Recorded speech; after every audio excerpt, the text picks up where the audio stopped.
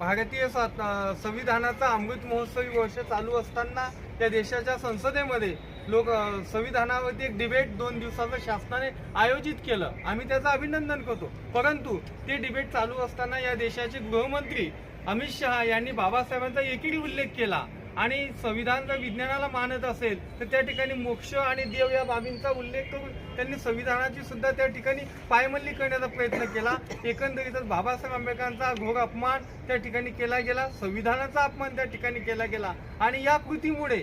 फक्त भारतीय आंबेडकरवाद्यांचीच नव्हे तर जगभरातल्या अब्जावधी आंबेडकर अनुयायांच्या भावना दुखवलेल्या आहेत आणि या भावना दुखवल्यामुळे अमित शहा यांना त्या पदावर राहण्याचा कुठलाही अधिकार नाही।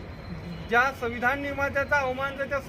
सदनामध्ये होत असेल तर अशा व्यक्तीने त्या पदावर राहू नये, संसदीय पदावर राहू नये ही आमची मागणी आहे आणि माननीय जिल्हाधिकारी साहेबांच्या मार्फत आम्ही महामहिम राष्ट्रपतींना या ठिकाणी विनंती करतोय, सविनय पद्धतीने विनंती करतोय की अमित शहा यांना त्या पदावरून या देशाच्या प्रधानमंत्र्यांनी, या देशाच्या राष्ट्रपतींनी त्यांना त्या पदावर निष्कासित करावं आणि या ठिकाणी बाबासाहेबांचा सन्मान आपण करून दाखवावा ही लेखी विनंती आम्ही साहेबांना या ठिकाणी आमच्या सर्व जळगाव जिल्हा पूर्व शाखेचे महिला पदाधिकारी, पुरुष पदाधिकारी, आमचे सन्माननीय समता सैनिक दलांची वीक सुद्धा आहे, राज्याचे